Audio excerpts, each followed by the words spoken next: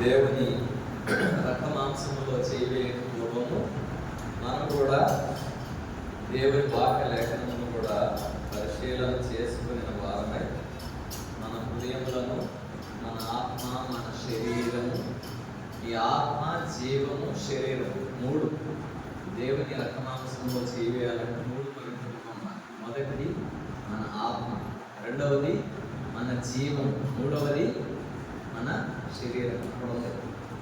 మొదటి దశలోనికైతే రాసిన పత్రిక 5వ అధ్యాయం 23వ వచనం చదవండి. మీ ఆత్మయు, జీవమును, శరీరమును మన ప్రభువైన యేసు క్రీస్తు రాకడ యందు నిందారహితముగాను సంపూర్ణముగాను ఉండునట్టు కాపాడబడుగాక. మొదట దేవుని రక్త మాంసంలో చేయి వేయాలి అంటే మొదట మన ఆత్మ పరిశుద్ధమైనదిగా ఉండాలి. రెండవది మన జీవమును అంటే మన జీవితము. మూడవది మన శరీరం.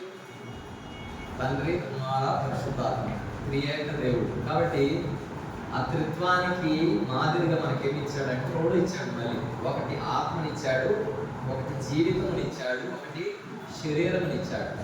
కాబట్టి ఆయన ఏ విధముగా అయితే పవిత్రముగా ఉన్నాడో మనం కూడా ఈ మూడంతల పవిత్రత కలిగిన వారమై ఏం చేయాలట? యోగ్యమైన రీతిలో ఆయన రక్త మాంసములో చేసి వారముగా ఉండాలనేది దేవుని ఆశయం.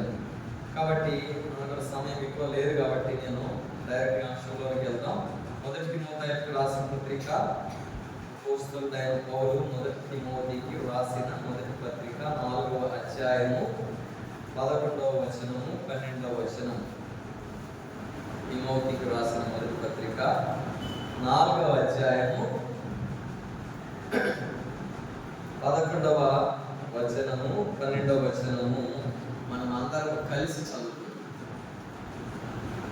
నీ యవనమును బట్టి ఎవడును నిన్ను తృణీకరింపనీయకును, కానీ మాటలోను, ప్రవర్తనలోను, ప్రేమలోను, విశ్వాసంలోను, పవిత్రతలోను విశ్వాసులకు మాదిరిగా ఉండుము. అక్కడ దేవుని సహాయం కొరకు ప్రార్థన చేస్తాం.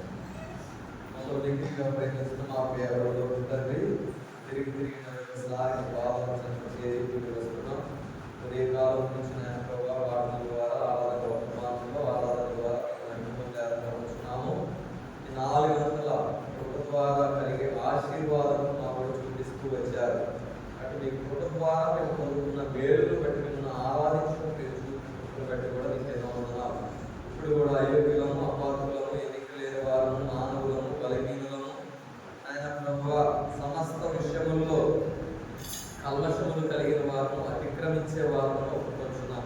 అయినప్పటికీ నీ ఉచితమైన కృప చేత నువ్వు పరిశుద్ధుడు అయిన ప్రకారం మేము కూడా పరిశుద్ధులమై ఉండాలని, నువ్వు పరలోకంలో ఉన్న ప్రకారం మేము కూడా పరలోకంలో చేరుకోవాలని, నీ మహిమకును నీ రాజ్యమునకు మమ్మల్ని వారసులుగా చేయాలని ఆశ కలిగి ఆయన ప్రభావ ప్రతి నిత్యము కూడా మమ్మల్ని మేము పరీక్షించుకొని పరిశుద్ధముగా జీవించుటకు, అనిందులుగా జీవించుటకు, నిందారహితులుగా జీవించుటకు, నిష్కపటులుగా జీవించగలుగుటకు మీరు కూడా మీ యొక్క శరీరము, మీ యొక్క రక్తమును మా ముందుంచి ప్రతినిత్యము కూడా ఈ వాక్యం ద్వారా ఆయన ప్రభావ నీ సన్నిధి ద్వారా, నీ సహవాసం ద్వారా మేము కూడా పరీక్షించుకున్నటకు, పరిశుభ్రపరచబడటకు మీరిచ్చిన కృపను బట్టి కూడా నీకేమో ఉన్న స్తోత్రాలు చెల్లించుకుంటున్నాం.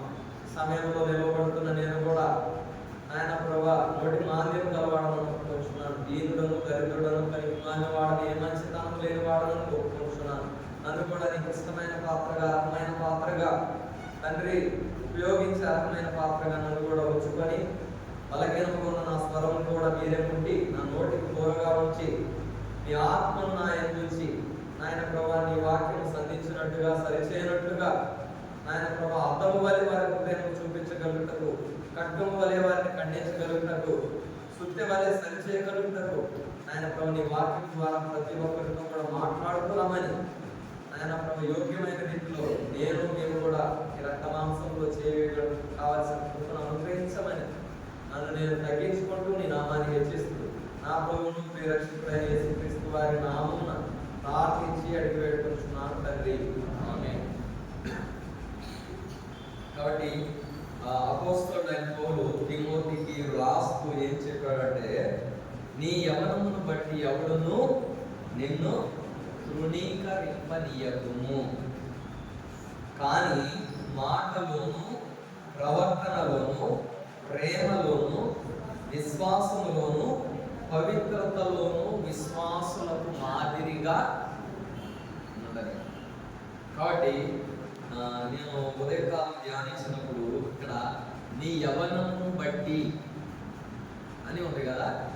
అప్పుడు యవ్వనం అంటే ఈ పత్రిక అపోస్తలుడైన పౌలు తిమోతికి రాసేటప్పుడు అతని వయసు 30 సంవత్సరాలు. కాబట్టి యవ్వనము అని ఎప్పుడు చెప్పబడుతుందంటే 30 సంవత్సరాల నుంచి 40 సంవత్సరాల వరకు యవ్వనము అని చెప్పబడదు. కాబట్టి బైబిల్ రీత్యా చెప్పబడితే మనమందరం కూడా యవనస్తులు, ఏజ్ని బట్టి కాదు. యవనత్వం అంటే ఏంటంటే ఎవరైతే దేవునిలో బలం కలిగి ఉంటారో వారందరూ యవనులే. అర్థమవుతుందని చెప్పేది. యవనము అంటే ఏంటంటే శరీర సంబంధమైన బలం కాదు, ఆత్మ సంబంధమైన బలం. కొంతమంది యవనస్తులు ఉంటారు కానీ దేవునిలో ఆత్మీయంగా ఉంటారు, వారు కాదు యవనులు అంటే. యవనులు అంటే ఎవరు అంటే దేవుని వాక్యము అధికముగా తీసుకొని దేవుని వాక్యము చేత బలపడి దేవుని కార్యములను చేసేవారు. సాధారణంగా బలము పొందాలంటే బలమైన ఆహారం తీసుకోవాలి కదా, అంతేనా? బలమైన ఆహారం తీసుకోవాలి. ఆహారంతో పాటు కొంత శరీర సంబంధమైన వ్యాయామం కావాలి. కాబట్టి అదే విధముగా ఆత్మ సంబంధముగా తీసుకున్నట్లయితే ఇప్పుడు చాలా రకాలైన డైట్లు వచ్చినాయి కదా. అనేక రకములు పళ్ళు తీసుకోవాలి, గుడ్డ తీసుకోవాలి, పాలు తీసుకోవాలి, మిల్లెట్స్ తీసుకోవాలి, డ్రై ఫ్రూట్స్ తీసుకోవాలి, ఇంకా జ్యూసులు అంటున్నారు, అయ్యి అంటున్నారు, షేకులు అంటున్నారు, అయ్యి అంటున్నారు, ఇవి అంటున్నారు. కాబట్టి ఇవన్నీ తీసుకుంటేనే బలం అంటారు. కాబట్టి ఆత్మ సంబంధముగా కూడా ఇన్ని రకాలైన ఆహారాలు కావాలి. ఈ ఆహారాలన్నీ ఎప్పుడు దొరుకుతాయి మనకి? ఆదివారం ఒక్కసారి వచ్చేసి సాంబార్ వేసుకొని తినేసి వెళ్ళిపోతే సరిపోతుంది మనకి బలం, అంతేనా? ఆదివారం ఒక్కసారి వచ్చేసి దేవుని వాక్యం వింటే మీకు ఆరాధన గురించిన అనుభవము, బలం గురించిన అనుభవమే తప్ప సంఘ ప్రత్యక్షత కానీ, బైబిల్ ధ్యానములు కానీ, ఉపవాస ప్రార్థనలో ఆత్మీయముగా బలపడే విషయాలు కానీ మనకు అందవు. అర్థమవుతుందా? ఒక్కొక్క కూడిక ఒక్కొక్క భోజనంతో చెప్పబడింది. కాబట్టి సంఘ దర్శనం గురించి తెలియాలి అంటే సంఘ ప్రార్థనకు రావాలి. బైబిల్ పఠనం అంటే బైబిల్లోని అనేకమైన విషయాలు మనం తెలుసుకోవాలంటే బైబిల్ పఠనానికి రావాలి. ఉపవాస ప్రార్థన అంటే ఆత్మీయంగా మనలను మనం సరి చేసుకునేందుకు, ఆత్మీయంగా ఎదిగేందుకు మనకు ఉపవాస ప్రార్థన అవసరం. కృతజ్ఞత కలిగి ఉండటానికి కృతజ్ఞత కూడికలకు వెళ్ళాలి. దేవుని స్తుతి చెల్లించేందుకు స్తుతి కూడికలకు వెళ్ళాలి. అందుకనే అపోస్తలుడైన పౌలు ఏమని చెప్తున్నాడంటే, నీ యవ్వనమును బట్టి ఎవడును నిన్ను తృణీకరింపనీయకు. కాబట్టి మన యొక్క ఆత్మీయ స్థితిని బట్టి కూడా మనల్ని కూడా ఎవరు కూడా ఏం చేయాలంట? తృణీకరించకూడదు. అందుకనే నా 5 అంతల అనుభవం గురించి వాళ్ళు మాట్లాడతారు. కాబట్టి ఏంటంట, మొదటిది ఏంటంటే మాటలోను, స్పీచ్. అందుకనే చాలాసార్లు మాట ద్వారా మనం తృణీకరించబడే వారముగా ఉంటారు. మాటలు ఏ విధముగా మనం పరీక్షించుకోవాలి, ఏ విధముగా మనం పవిత్రత కలిగి ఉండాలి అంటే మొదటిగా మత్తయి సువార్త 5వ అధ్యాయం 37వ వచనం. మత్తయి సువార్త 5వ అధ్యాయం 37వ వచనం. కొద్దిగా ఫాస్ట్గా అంత సమయం లేదు కాబట్టి మత్తయి సువార్త 5:37. ఈ మాట అవునంటే అవును, కాదు అంటే కాదు అని ఉండవలెను. వీటిని మించున్నది దుష్టుని నుండి పుట్టినది. నాకు ఒక 2 వారాల క్రితం ఒక ఆలోచన వచ్చింది. బలవర్తమానం తీసుకోవాలంటే నాకు వచ్చిన ఆలోచన ఏంటంటే, అది కంపల్సరీ నేను ఆ మెసేజ్ తీసుకుంటాను. దాని కొరకు సిద్ధపడాలి, ప్రార్థన చేయాలి. వచ్చిన ఆలోచన ఏంటంటే, సాధారణంగా బాప్తిస్మం తీసుకునేటప్పుడు మనకు ఒక స్లిప్ ఇస్తారు. ఏమంటారు దాన్ని? తీర్మాన స్లిప్. తీర్మానం చేసుకుంటాం. ఆ తీర్మానాలు ఏమేమి తీర్మానాలు చేసుకుంటామో ఆ తీర్మానాలు, ఉంటావా? ఉంటాను. వస్తావా? వస్తాను. ఇస్తావా? ఇస్తాను. నమ్మకం ఉంటావా? ఉంటాను. ఆరాధన చేస్తావా? చేస్తాను. ఇక చాలా ఉంటాయి. మెసేజ్ ప్రపంచమైన ఒక భాగం తీసుకుంటా. కానీ అందుకనే అవునంటే అవును, కాదంటే కాదు. ఇప్పుడు నేను అడిగే ప్రశ్న ఏంటంటే, బాప్తిస్మం తీసుకునేటప్పుడు సేవకులతో కాదు, దేవునితో మనం చేసుకున్న తీర్మానము అవునన్నట్టుగానే ఉందా, కాదన్నట్టుగా ఉందా అని అడుగుతున్నాను. నేను మీకు చెప్పేటప్పుడు మీకు వర్తిస్తుంది, నాకు వర్తిస్తుంది. నేను ప్రశ్న వేసుకుంటున్నా, మీకు ప్రశ్న వేస్తున్నా. ఏంటంటే, దేవునితో మనం చేసిన వాగ్దానము అవునన్నట్టుగా ఉన్నదా? ఎంతమంది చెప్పగలం నేను చేసుకున్న తీర్మానముల ప్రకారం నేను జీవిస్తున్నానని? అర్థమవుతుంది నేను చెప్పేది? మనము మాట ఇచ్చేది మనుషులకు కాదు, సేవకులకు కాదు, లేకపోతే బాప్తిస్మం తీసుకున్నప్పుడు వచ్చిన జనాంగం ముందు చేతులు ఎత్తడం కాదు. దేవుడితోనే మనము ఏం చేసుకున్నాం. అందుకనే అపోస్తలుడైన పౌలు ఏమంటున్నాడు? మాట ద్వారా ఎవరు కూడా మనల్ని విమర్శించకూడదు. అందుకనే మన మాట ఏ విధముగా ఉండాలంటే, అవును అంటే అవును, కాదు అంటే కాదు. కాబట్టి ఒక్కసారి అవును అంటాం కానీ కాదన్నట్టు చేస్తాం. ఒకసారి వస్తా అంటాం కానీ రాము. ఒకసారి చేస్తా అంటాం కానీ చెయ్యం. అందుకని దేవుని వాక్యం ఏమంటుందంటే, మీ మాట అవునంటే అవును, కాదంటే కాదు అని ఉండవలను. వీటికి ముంచినది దుష్టుని నుండి పుట్టునది. కాబట్టి మనము కూడా మాట్లాడే ప్రతి మాట కూడా చాలా కేర్ఫుల్గా మాట్లాడాలి. అందుకని ఇంకా వచ్చిన చూస్తాం. సామెతల గ్రంథం 10వ అధ్యాయం 19వ. సామెతలు 10వ అధ్యాయము 19వ.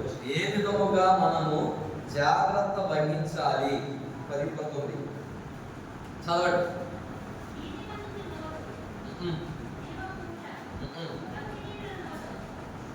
సామెతలు 10:19.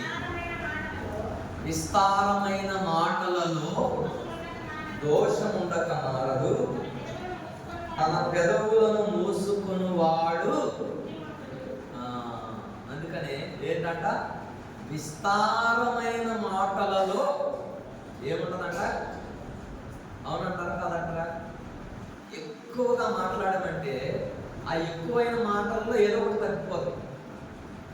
అందుకనే నీ మాటలు చాలా బుద్ధిగా ఉండాలంట. ఎందుకంటే విస్తారమైన మాటలలో దోషం ఉండక మానదు, తన పెదవులను మూసుకుని వాడు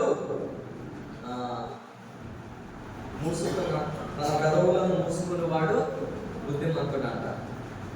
ఇంకో వచనంలో ఏం చెప్తుందంటే, ఒకడు బుద్ధి లేని వాడైనప్పటికీ కూడా అంట, జ్ఞానం లేని వాడప్పటికి కూడా తన నోరు మూసుకుంటానంటే జ్ఞానవంతుడిగా ఎంచబడతానంట. అర్థమవుతుందని చెప్పేది. ఒక్కొక్కసారి ఒక 10 మంది ఉంటాం. 10 మంది ఉన్నప్పుడు 10 మందిలో ఒక 8 మంది మాట్లాడుతుంటారు. అందరు మాట్లాడుతున్నా మనం సైలెంట్గా ఉన్నామంటే వాళ్ళందరికన్నా జ్ఞానం కలిగిన వారు మనమే. అర్థమవుతుందా? ఎందుకంటే ఎవరు 10 మందిలో 8 మంది ఏదో మాట్లాడుతుంటారు, అందులో ఏదో ఒక తప్పుపోదు. కానీ మనం ఏమీ మాట్లాడలా, అందులో ఏ తప్పు లేదు, అందుకు మనం జ్ఞానం. అర్థమవుతుందా? అందుకనే మన మాటల విషయంలో మనం చాలా జాగ్రత్త కలిగి ఉండాలి. ఇంకా 18:21 సామెతల గ్రంథము 18వ అధ్యాయం 21వ వచనం. జీవ మరణములు నాలుక వశము, దాని యందు ప్రీతిపడువారు దాని ఫలము. జీవము మరణము దేని వశంలో ఉందట? జీవించాలన్నా, చచ్చిపోవాలన్నా, ఏమంటారు, ఏదైనా తెచ్చుకోవాలన్నా, ఎవరి దగ్గర నుంచి అన్నా ఏదన్నా రాబట్టాలన్నా ఇందులో ఉంది, నాలుకలోనే ఉంది. జీవము మరణము నాలుక వశము, దాని యందు ప్రీతిపడువారు దాని ఫలం తింటారు. కాబట్టి ఆ మంచిని పొందాలన్నా కూడా మాటలోనే ఉంది, చెడులు పొందాలన్నా కూడా మాటలో ఉంది. కాబట్టి మన మాట విషయంలో మనం చాలా జాగ్రత్త వహించాలి. అందుకని ఇంకా వచ్చిన చూపిస్తే 21-23 అదే సామెతల గ్రంథము 21-23 వచ్చింది. నోటిని నాలుకను భద్రము చేసుకునేవాడు శ్రమల నుండి తన ప్రాణమును కాపాడు. నోటిని నాలుకను ఏం చేసుకునేవాడంట? నోటిని నాలుకను భద్రము చేసుకునేవాడు శ్రమల నుండి తన ప్రాణం కాపాడుకున్నాడు. కొన్నిసార్లు మనకు తెలియకుండానే మనం మాట్లాడతాం. కాబట్టి ఆ మాటల ద్వారా, ఒక్క మాట ద్వారా ఎంతో కష్టం వచ్చేస్తుంది కదా. ఒరే ఆ మాట ఎందుకు అన్నారు? ఆ ఒక్క మాట అనబట్టి ఇంత పెద్ద గొడవైంది. ఇప్పుడు దీని ఆటకి ఒక 10 మంది రావాల్సి వచ్చింది. అర్థమవుతుందా? నాకు తెలిసి అందరికి ఎదురై ఉంటాయి. అందుకని నోటిని నాలుకను భద్రం చేసుకునేవాడు శ్రమల నుండి తన ప్రాణమును కాపాడుకుంటాడు. అలాగే మత్తయి సువార్త 13-36 రాసుకోగలిగిన వారు రాసుకోండి. ఎందుకంటే వాక్యం మనం ఎక్కువ సమయం లేదు కాబట్టి ధ్యానించండి. ఇంటికి వెళ్ళిన తర్వాత మీరు ధ్యానిస్తే దాని అర్థం ఇంకా బాగా. మత్తయి సువార్త 12-36 అప్పుడు ఆయన ఇంట్లోనికి వెళ్ళగా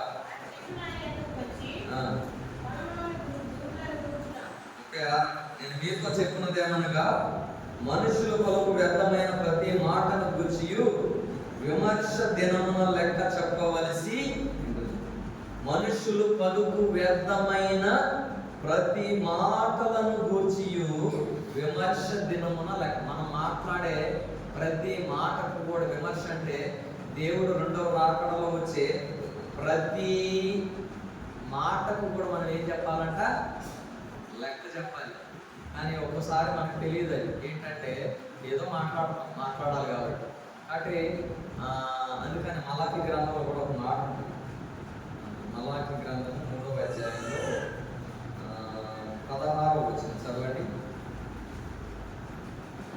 మలాకి 3:16. అప్పుడు యెహోవా యందు భయభక్తులు గలవారు ఒకరితో ఒకరు మాట్లాడుకుంటుండగా యెహోవా చెవియొగ్గి ఆలకించెను.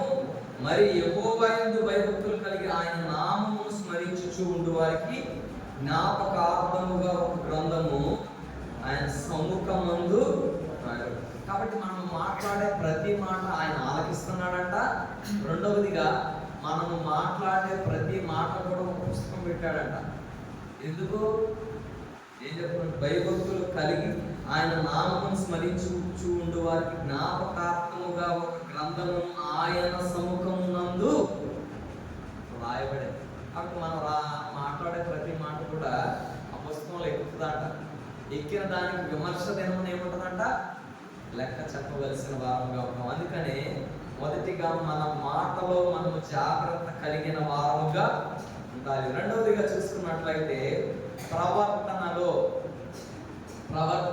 మనము జాగ్రత్త కలిగిన వారు. ఒకటి మాటలో జాగ్రత్త ఉండాలి. రెండవది ఏమిటి అంటే ప్రవర్తనలు. అందుకో మీకా గ్రంథము 6వ అధ్యాయం 8వ వచనంలో ఒక మాట ఉంది. మనుష్యుడా ఏది ఉత్తమమో అది నీకు. ఆమోసు, ఓబద్యా, యోనా, మీకా గ్రంథము 6వ అధ్యాయము 8వ వచనం చదవండి. ఏది ఉత్తమమో నీకు తెలియజేయబడి ఉన్నది. న్యాయంగా నడుచుకుంటాయో, కనికరము ప్రేమించుటయో, దీన మనసు కలిగి నీ దేవుని ఎదుట ప్రవర్తించుటయో ఇంతే కదా నీ దేవుడు నిన్ను, యెహోవా నిన్ను అడుగుతున్నాడు. మనుష్యుడా ఏది ఉత్తమమో అది నీకు తెలియజేయబడినది. న్యాయముగా నడుచుకుంటయు, కనికరమును ప్రేమించుటయు, దీన మనసు కలిగి నీ దేవుని ఎదుట ప్రవర్తించుటయు ఇంతే కదా నీ దేవుడు నిన్ను అడుగుతున్నాడు. కాబట్టి ఏది ఉత్తమమైనదో మరి ఆ ఉత్తమమైన దానిని ఎంచుకుంటాడు. మార్త విస్తారమైన పనులతో మునిగిపోయినాడు. కాబట్టి మనకు కూడా ఒక్కొక్కసారి ఏది ఉత్తమమైనదో, ఏది అవసరమైనదో, ఏది అనవసరమైనదో మనకు తెలియదు.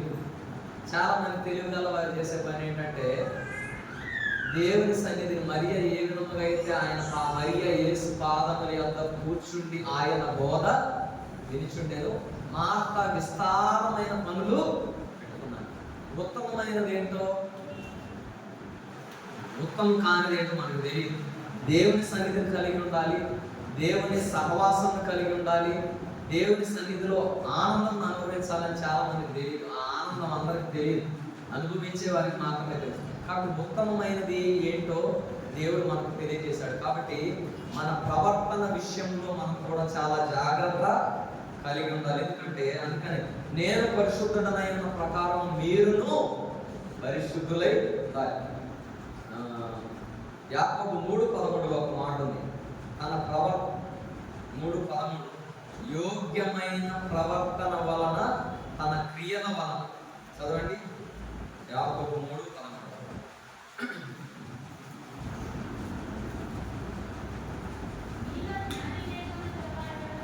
మీలో జ్ఞాన వివేకములు కలవాడు ఎవడు?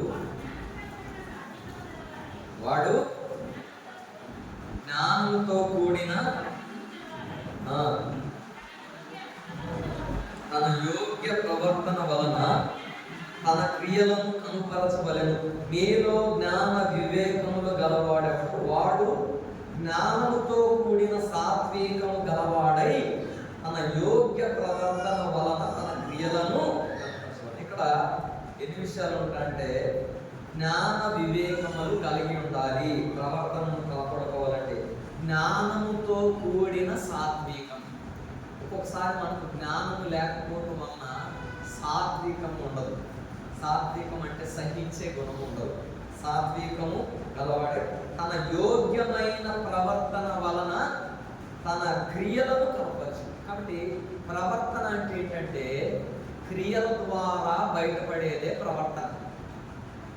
ఏ man can be known by his deeds. అంటే ఒక మనుషుడు ఎటువంటి వాడు అని మనం తెలుసుకోవాలంటే, మొదటిది తన మాటలను బట్టి మనం చెప్పగలం మనిషి ఎలాంటి వాడు అని.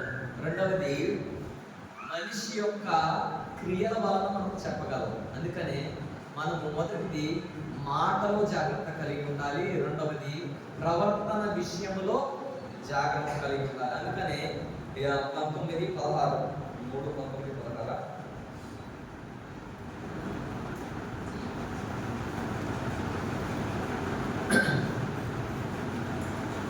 సామెతలు 19:16. ఏంటి సామెతలు?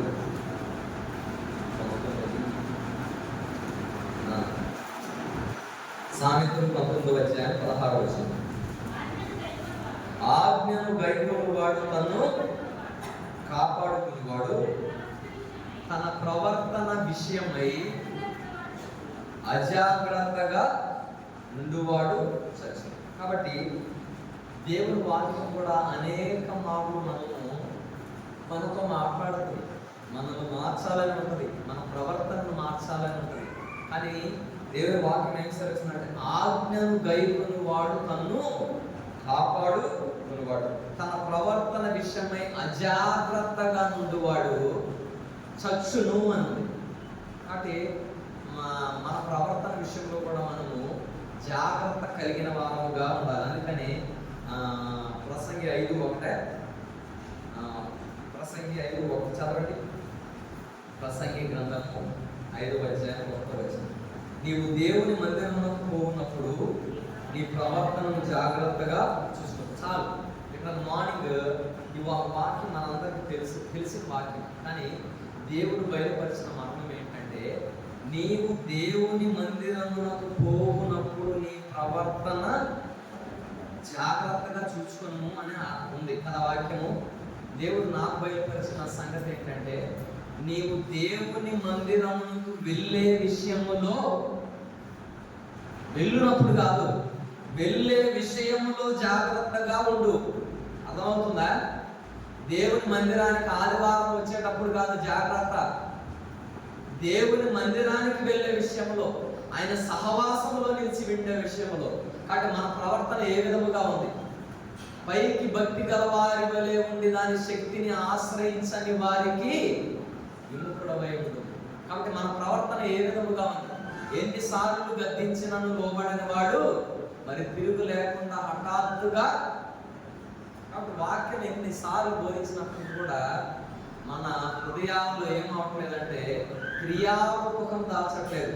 అందుకని మన ప్రవర్తన విషయంలో, మందిరానికి వెళ్ళేటప్పుడు కాదు, మందిరములకు వెళ్ళే విషయంలో, వాక్యములో నిలిచి ఉండే విషయంలో, ఆజ్ఞలను గైకొనే విషయంలో, విన్న వాక్య ప్రకారంగా జీవించే విషయంలో, మన ప్రవర్తన విషయంలో మనం జాగ్రత్త కలిగిన వారముగా ఉండాలి. ఇంకోటి రిపీటెడ్గా మనకు చెప్పబడే వాక్యం మరి దేవుడు ఎందుకు ఈ వాక్యాన్ని మరి ఇన్నిసార్లు చెప్తున్నాడు అర్థం కావట్లేదు. కానీ సామెతల గ్రంథం 3వ అధ్యాయం 6వ వచనం, సామెతలు 3:6 చదవండి.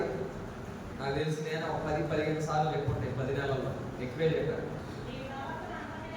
నీ ప్రవర్తన అంతటి యందు ఆయన అధికారమునకు ఒప్పుకొనుము, అప్పుడు ఆయన నీ త్రోవలను సరళించు. కాబట్టి మన ప్రవర్తన విషయంలో కూడా మన ప్రవర్తన అంతటి యందు ఆయన అధికారానికి ఒప్పుకోవాలి. కాబట్టి విశ్వాసుల జీవితంలో కానీ మన యొక్క జీవితంలో కానీ అధికారం ఏ విధంగా ఉందంటే దేవుని అధికారం కింద లేదు. చాలా మంది ఏంటంట దేవుని అధికారం కింద లేదు. ఏదన్నా విషయం చేయాలంటే ఒకళ్ళని అడగాలి. ఏదైనా ఒక విషయం కుటుంబంలో చేయాలంటే ఒక భర్తను అడగాలి, లేకపోతే భార్యను అడగాలి, లేకపోతే రక్త సంబంధం అడగాలి. కానీ దేవుని అడిగేది మాత్రం లేదు. అందుకని దేవుడి వాక్యం ఏం సెలవిస్తుందంటే నీ ప్రవర్తన అంతటి యందు ఆయన అధికారమునకు ఒప్పుకొను. మన యొక్క జీవితాల్లో కూడా చూసుకున్నట్లయితే మన మార్గాలు సరళం కావట్లేదు, మనం తలంచిన పనులు అవ్వట్లేదంటే కారణం ఏమిటంటే the only reason that our things are not happening according to us. అంటే ఏంటంటే ఎందుకు మనం తలంచిన తలంపులు అవ్వట్లేదు, మనం తలపెట్టిన మార్గమును సరళం చేయబడట్లేదు అంటే దానికి కారణం ఏమిటంటే మన ప్రవర్తన అంతటి యందు ఆయన అధికారం కింద మనకు రావట్లేదు. కాబట్టి మన అధికారం కింద మనం జరిగించే వారంగా ఉంటాం. ఎంత కాలం అయితే మనము దేవుని అధికారం కిందకు రామో మన ప్రవర్తన విషయంలో మన మార్గములు సరళము చేయబడవు. దిస్ ఇస్ వెరీ క్లియర్, ఇది నిజము. కాబట్టి దేవుని వాక్యం ఏదైనా కూడా ఒక మాట కూడా ఏంటంట అన్ని ఏదైతే రాయబడిందో అదే అవుతుంది, ఒక్కడు కూడా తీసివేయడానికి లేదు. అందుకని మన ప్రవర్తన విషయంలో మనం ఏ విధముగా ఉన్నాం, దేవునికి అన్ని విషయాల్లో ఆయన అధికారం కిందకు వచ్చే వారు ఉన్నామా? అందుకని ఇంకోటి ఎప్పుడైతే ఆయన అధికారం కిందకు వస్తాం అప్పుడు మన త్రోవలు సరాలు. చాలా కార్యాలు మనం తలపెట్టే వారంగా ఉంటాం, కానీ తలపెట్టిన కార్యం ఏది కూడా రావట్లేదు. ఎందుకంటే ఆయన అధికారం కింద లేవు, మనం మన అధికారం కింద మనం ఉన్నాము. కాబట్టి మనము ముందున్నాం, దేవుడు వెనకున్నాడు. అందుకనే నువ్వు చేసుకో, నేను వెనకాలంటా, నువ్వు చేసేది నేను చూస్తా అంటాడు. కానీ మనం చేసే కార్యం, అందుకనే మాట ఉంది, శిష్యులు ఏం చేశారంట, రాత్రంతా ప్రయాసపడ్డారు. అందుకని పాట కూడా ఉంది, నడిపించున్నావా. రాత్రంతయు శ్రమ పడినా రాలేదు ప్రభు జయము, వినను రాదాయను ప్రతిఫలము. రాత్రంతయు శ్రమ పడినా రాలేదు ప్రభు జయము, రహదారులు వెదకినను రాదాయను ప్రతిఫలము. రక్షించు నీ సిలువ రమణీయ లోకులలో, రణతాను వెదకులలో రాజిల్లు నా పడవ. రక్షించు నీ సిలువ రమణీయ లోకులలో, రతనాలను వెదకులలో రాజిల్లు నా పడవ. నడిపించు నావా నడి సంద్రమున దేవా,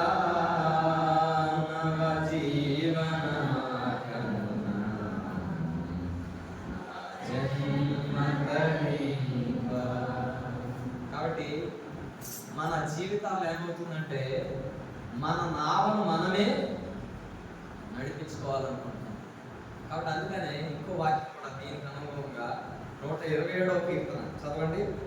కాబట్టి ఒకే వాక్యం 10 సార్లు చెప్పబడుతుందంటే దానికి కారణం ఏంటంటే we're listening but not walking according to the word of God. దేవుని వాక్యం వింటున్నాం కానీ దాని ప్రకారంగా జీవించట్లేదు. చదవండి.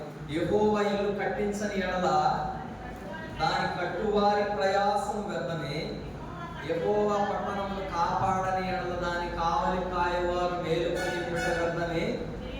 మీరు వేకువన లేచి చాలా రాత్రి అయిన తరువాత పండుకొనుచు మీ కష్టార్జితమైన ఆహారం తినుచుండుట వ్యర్థమే. తన ప్రియులు నిద్రించుచుండగా ఆయన వారికి ఇచ్చుచున్నాడు.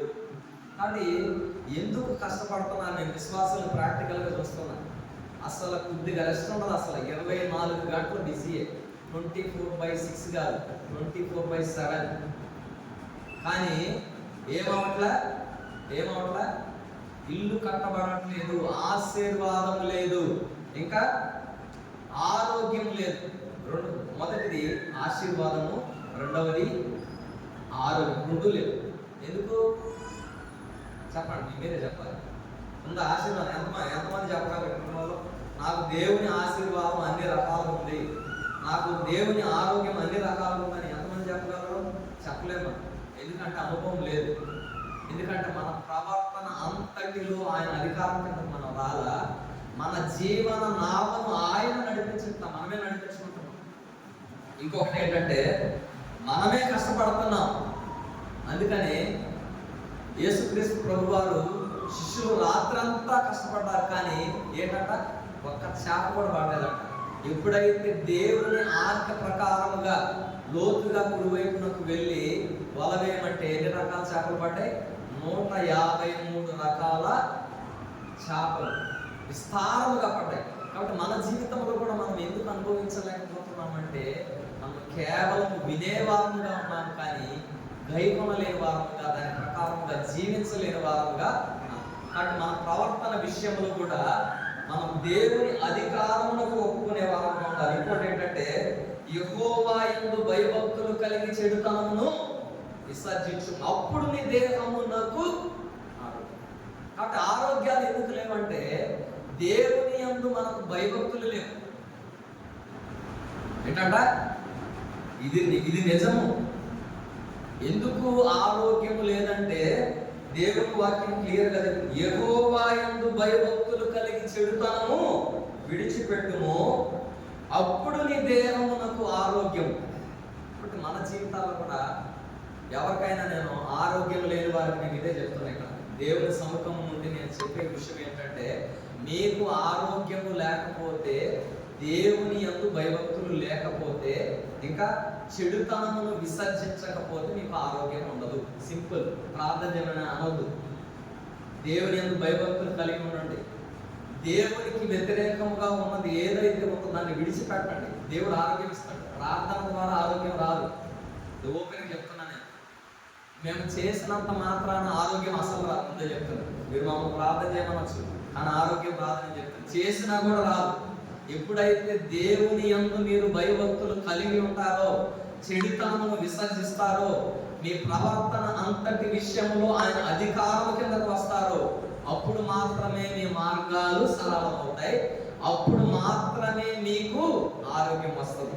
కింద చూసుకున్నట్లయితే ఈ ఎముకలకు సత్తువ కలుగును, నీ రాబడి అంతటిలో ప్రథమ ఫలమును, నీ ఆస్తిలో భాగమును ఇచ్చి యెహోవాను గణపరచుము, అప్పుడు నీ కొట్లలో ధాన్యం సమృద్ధిగా ఉండును, నీ గానుగలలో నుండి కొత్త ద్రాక్షారసం పైకి. ఇక్కడ చూసుకున్నట్లయితే దేవునికి ఇచ్చే విషయంలో కూడా ప్రథమ ఫలం ఇవ్వాలి. ఎంతమంది చెప్పగలరు నేను అన్ని విషయాల్లో కరెక్ట్గా ఉన్నానని? దేవునికి ఇచ్చే విషయంలో కూడా దేవుడికి 3 ఇవ్వాలి. ఏమేమి ఇవ్వాలి? సమయం ఇవ్వాలి, రెండవది బలం ఇవ్వాలి, మూడవది ధనం ఇవ్వాలి. కాబట్టి ఈ మూడింటిలో ఏ విషయంలోనన్నా మనము ఒక్కదానిలోనన్నా నమ్ముతున్నాం అంటారా? దేవుడికి సమయం ఇవ్వగలుగుతున్నామా? దేవుడికి మనం బలాన్ని వాడగలుగుతున్నామా? దేవుడికి మనం ధనాన్ని ఇవ్వగలుగుతున్నామా? చాలా మంది విశ్వాసుల జీవితాలలో ఆశీర్వాదం లేదు. అందుకనే దేవుని ప్రేమించు వారికి అనగా ఆయన సంకల్పము చెప్పున పిలువబడిన వారికి మేలు కలుగుటకై సమస్తము సమకూడి జరుగుతున్నవని వాక్యం 10 చెప్తున్నాం. మరి దేవుడు మరి అనుమతిస్తున్నాడు దగ్గర. చాలా మంది దేవుని ప్రేమించలేని వారు ఉన్నారు. అన్ని సమకూడి జరగట్ల. ఎందుకంటే దేవుని ప్రేమించే వారుగా లేదు. అటు దేవుని ప్రేమించినప్పుడు, దేవునికి మనం మొదటి స్థానం ఇచ్చినప్పుడు, దేవుని అధికారం కిందకు వచ్చినప్పుడు, ఇంకా యెహోవా యందు భయభక్తులు కలిగినప్పుడు, మనం చెడుతనమును విడిచినప్పుడు మాత్రమే ఫలభరితమైన జీవితం మనం జీవించగలం. ఆశీర్వాదకరమైన జీవితం మనం జీవించగలం. ఇక్కడ యెషయా గ్రంథం 5వ అధ్యాయము, యెషయా గ్రంథం 5వ అధ్యాయము 18వ వచనం చదవండి. యెషయా 5:18.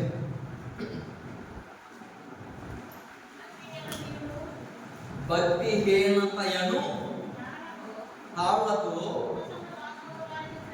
దోషమును లాగుకుని వారికి శ్రమ, బండి మోపుల చేత పాపమును లాగుకుని వారికి శ్రమ, వారు ఇట్లా అనుకుంటున్నారు. కాబట్టి ఎవరికంట శ్రమ? భక్తిహీనతయను తాళ్లతో దోషమును లాగుకుని వారికి శ్రమ. కాబట్టి చేరుకుడు వచ్చిన మనం అందరం భక్తి పరులం అనుకుంటున్నాము, కానీ భక్తిహీనతలో జీవించే వారంగా ఉంటున్నాం. దేవుని వాక్యం సెలవిచ్చే విషయం ఏంటంటే భక్తిహీనతయను తాళ్లతో దోషమును లాగుతున్నామంట. భక్తి కలిగిన వారంగా మనం ఉన్నాం అనుకుంటున్నాం, కానీ భక్తిహీనత అనే తాడు ఉందంట ఒకటి. అదేంటంటే ఆ తాడు ఏంటంటే భక్తిహీనత అనే తాడుతో ఏం లాగుతున్నారంటే వీళ్ళు దోషమును లాక్కుంటూ వెళ్ళిపోతున్నారంట. భక్తిహీనతయను తాళ్లతో దోషమును లాగుకుని వారికి శ్రమ, బండి మోపుల చేత పాపమును లాగుకుని వారికి శ్రమ. బండి మోపులతో లాగుతున్నారంట పాపాన్ని. ఇంకోటి భక్తిహీనతని తాళ్లతో లాగుతున్నారంట. ఏ విధముగా మనం క్రైస్తవ జీవితం ఉంది, ఏ విధముగా మన భక్తి జీవితం ఉంది? భక్తిహీనతతో మనము మన జీవితాన్ని వెలవచ్చే వారముగా ఉన్నామా, లేకపోతే భక్తి కలిగిన వారముగా ఉన్నామా? మాట గుర్తురాట. యెషయా 59:4-8 చదవండి. యెషయా 59:4-8. యెషయా 59:4-8 ముగించేస్తా.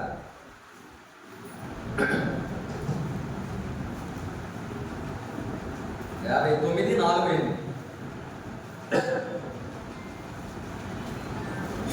సరే.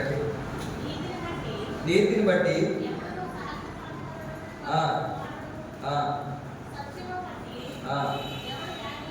ఎవడు వేదమాడు? అందరూ వ్యర్థమైన దానిని నమ్ముకొని మోసపు మాటలు చెప్పుదురు, చెడును గర్భమును ధరించి పాపమును కొందరు. చాలు. నీతిని బట్టి ఎవడను సాక్ష్యము కలగడు, సత్యమును బట్టి ఎవడను వ్యాజ్యమాడు. అందరూ వ్యర్థమైన దానిని నమ్ముకొని మోసపు మాటలు. కాబట్టి మన విశ్వాస జీవితంలో కూడా మనము కూడా భక్తి కలిగిన వారమని అనుకుంటున్నాం, కానీ మనకు తెలియకుండానే భక్తిహీనతయను తాళ్లతో దోషాలను, పాపాలను, అతిక్రమాలను లాక్కుంటూ వెళ్ళిపోతున్నామట. కానీ దానిని బట్టి మనకి ఏం కలుగుతుందట? శ్రమ కలుగుతుంది. రెండవది ఏంటంటే బండి మోపుల చేత పాపమును లాక్కుని వారికి శ్రమ. బండి మోపులతో పాపాన్ని లాక్కునే వారుగా ఉన్నాం. అతిక్రమమును దాచిపెట్టువాడు వర్ధిల్లడు, వాటిని ఒప్పుకొని విడిచిపెట్టువాడు. అతిక్రమాలు దాచిపెట్టుకోవడం కాదు, ఒప్పుకోవాలి, విడిచిపెట్టాలి. మన జీవితం ఏ విధంగా ఉందంటే అతిక్రమాలు ఆదివారం వచ్చేసరికి ఒప్పుకుంటాం, అతిక్రమాలు దాచిపెట్టడం ఒప్పుకుంటాం, కానీ ఏం చేయం? విడిచిపెట్టం. అర్థమవుతుందా? కాబట్టి మన ప్రవర్తన విషయంలో మొదటిది మాట విషయంలో, రెండవది ప్రవర్తన విషయంలో, ఇంకా మూడవది ప్రేమ చూసుకోలే కదా. ఒక విషయం చూపించి ముగించేస్తాను. ఎక్కువ సమయం లేదు కానీ నేను చూపించట్లా. విశ్వాసము, హెబ్రీ 11:6 ఒక మాట ఉంది. విశ్వాసము లేకుండా దేవునికి ఇష్టడై ఉండుట సాధ్యం. కాబట్టి విశ్వాసులమని చెప్పుకునే మనము మన జీవితంలో విశ్వాసం లేదు. అందుకని 1 తిమోతి 1వ వచనం చూపించి నేను ముగించేస్తాను. 1 తిమోతి 6వ అధ్యాయము మొదటి తిమోతి రాసిన పత్రిక 6వ అధ్యాయము 6వ వచనం చదవండి.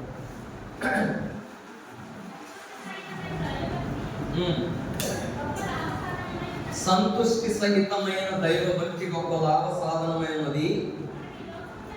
మనం ఈ లోకంలోనికి ఏమీ తీసుకొని రాలేదు, దీనిలో నుండి ఏమీ తీసుకొని పోలేము. కాగా అన్న వస్త్రములు కలవారమైనటువంటి వాటితో తృప్తి పొందియుందుము.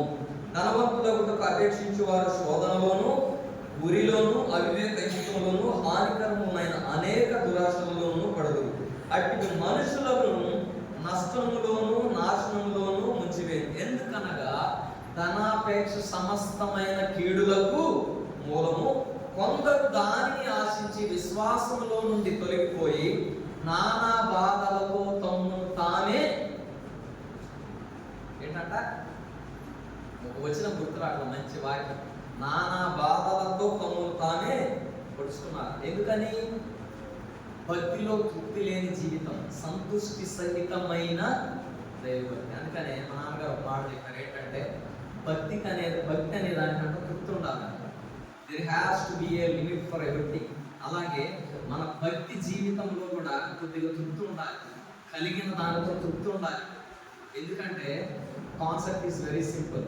ఈ భూలోకంలోనికి ఏమి తేలా, ఏమి తీసుకెళ్లే వల్ల ఏంటంటే ఉన్నంత కాలం ఒక ముద్ద, ఒక బట్ట, అంతకించి ఏమీ లేదు. కానీ మనం నిత్యంలో ఎక్కడెక్కడంటే పైకి వేస్తాం.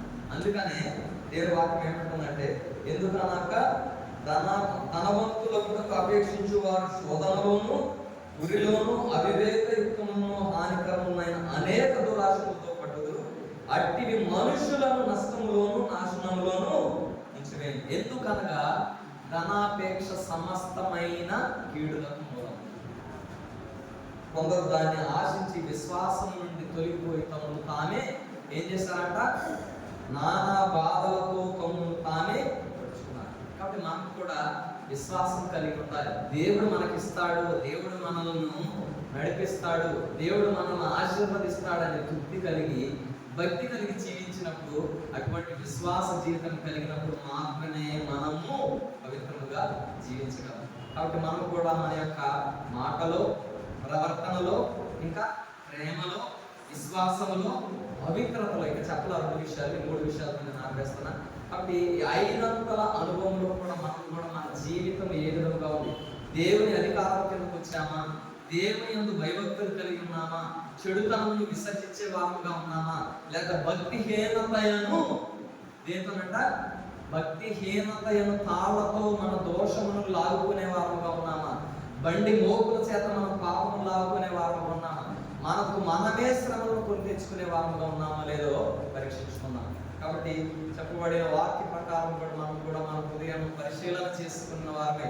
ఈ 5 అంతల అనుభవంలో మనం కూడా దేవునికి సులభంగా ఉన్నామో లేదో పరీక్షించుకొని దేవుని బలంలో చేయాలని దేవుని ఆశ. దేవుడి కొద్ది మాటలు దీవించి ఆశీర్వదించును కాదు. ఆమేన్. రండి.